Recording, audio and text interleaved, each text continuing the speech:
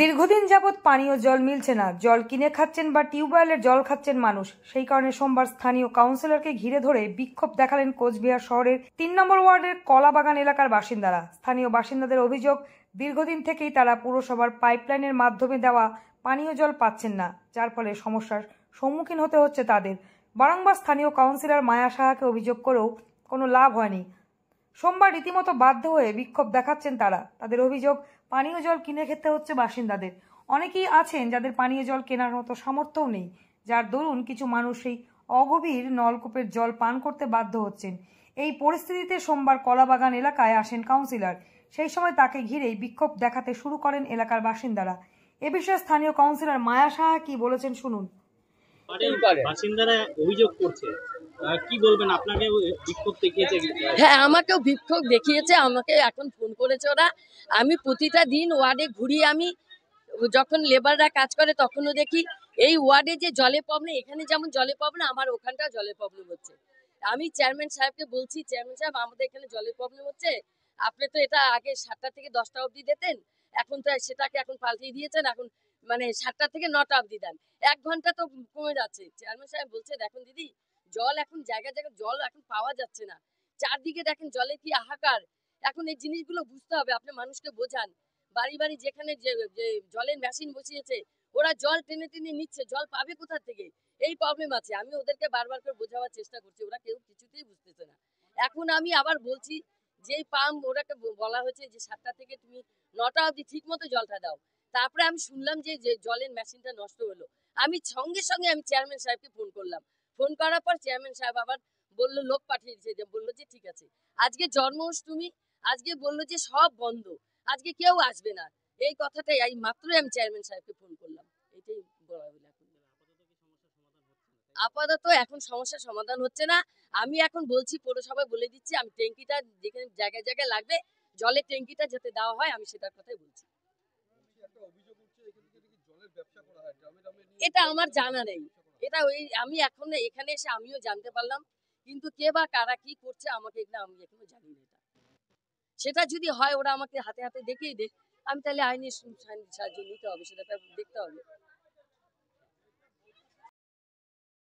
এদিন স্থানীয় বাসিন্দা আঞ্জু বেগম কি বলেছেন শোনাবো।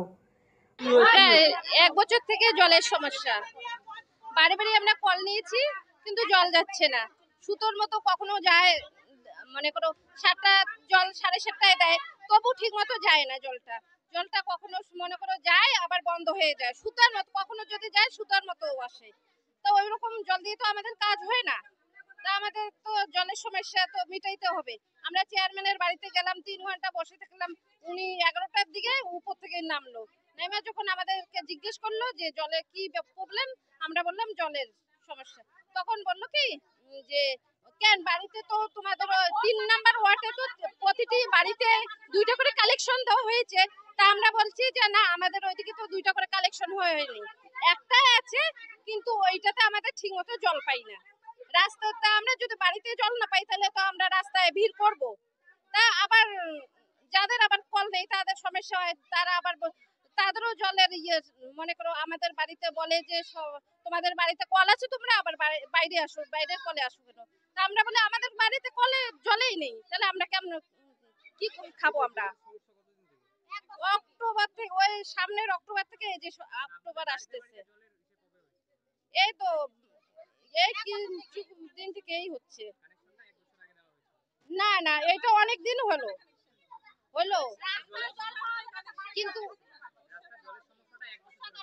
হ্যাঁ, রাস্তাও কম, আবার এসে বাড়িতে তো যাচ্ছেই না, রাস্তায় একটু আছে, তো ওইখানে তো অনেক, অত সদস্য দিয়ে কি হবে?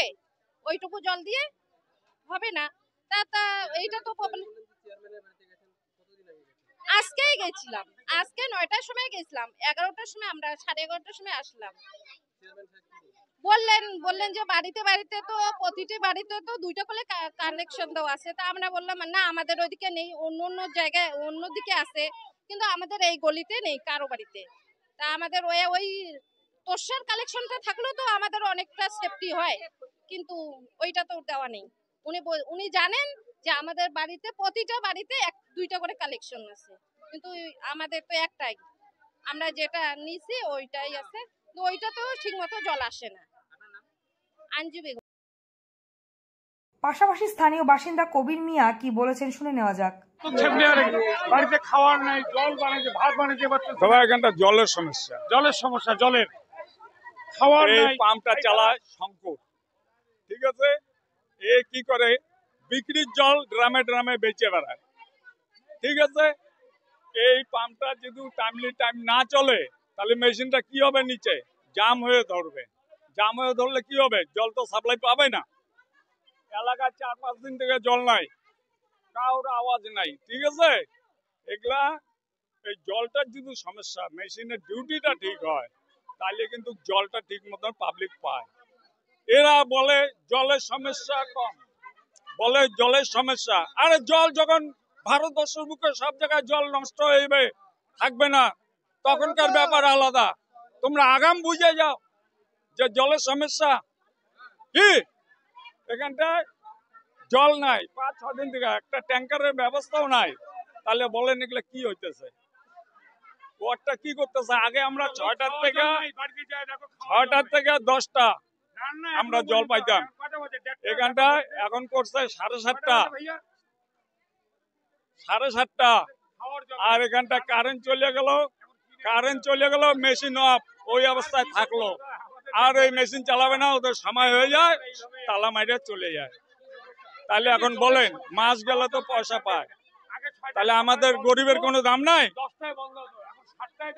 মাস গেলে ওরা পয়সা পায়, আমাদের পিঠ থেকে পয়সা নেয়। তাহলে আমাদের বউ বেটিরা এই যে জলের অনাহার কেন? এখানটা কোন জলের অভাব লাগছে, কোন জলের অভাব লাগছে? 6 দিন থেকে 7 দিন।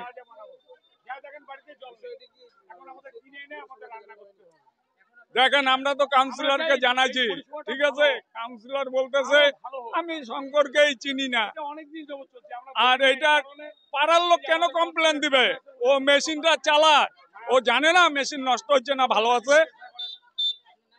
ও তো জানা উচিত। তাহলে ও এই যে তালা মাইরে গেছে তো গেছেই, এটা কি পাইজামি হইলো? 6-7 দিন থেকে তো বন্ধ, ওকে দেখাই যায় না। না তো ওই রকম লোককে তো ভালো লাগবেই দাদা, আমরা তো সমর্থন বুঝি না, ঠিক আছে। হ্যাঁ, কবির মিয়া। কোচবিহারের 3 নম্বর ওয়ার্ড ঘুরে নিজস্ব প্রতিনিধি রিপোর্ট, টাইমস 14 বাংলা।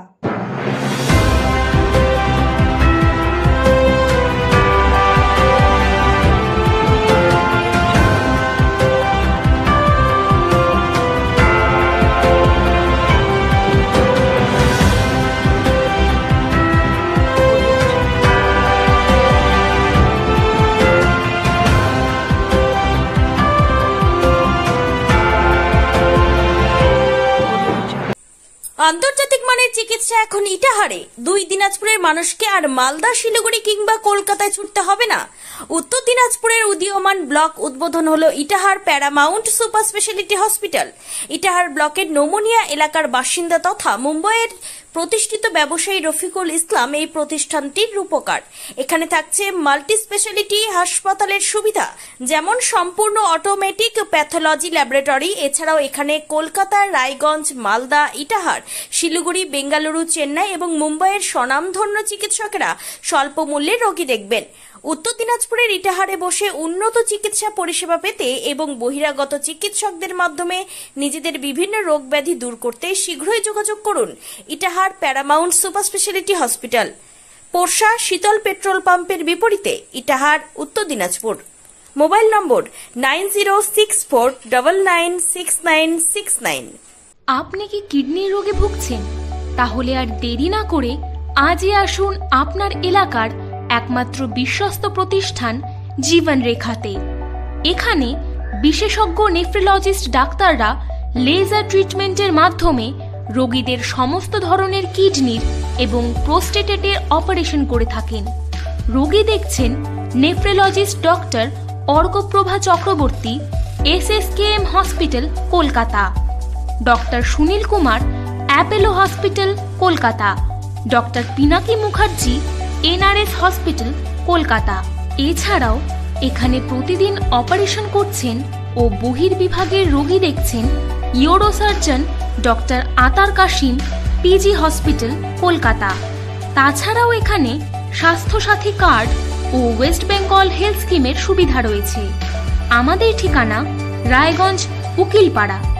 বিশদে জানতে কল করুন 8373066655 অথবা 8373066644 এই নম্বরে।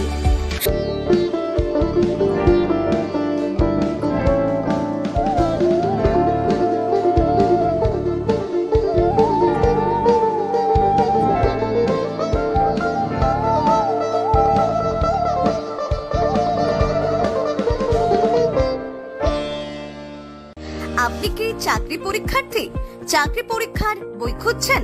তাহলে আজই চলে আসুন সৌরভ বুক অ্যান্ড ম্যাগাজিন সেন্টারে। এখানে BSc, WBCS, bank, rail, ICDS, nursing, ANM এবং জিএনএম সহ কেন্দ্রীয় ও রাজ্য সরকারের সকল চাকরির পরীক্ষার বই ও ম্যাগাজিন পাওয়া যায়। আমাদের ঠিকানা হরিমোড়, মোহনবাটি, রায়গঞ্জ। বিস্তারিত জানতে যোগাযোগ করুন 9002904090 অথবা 9434347016।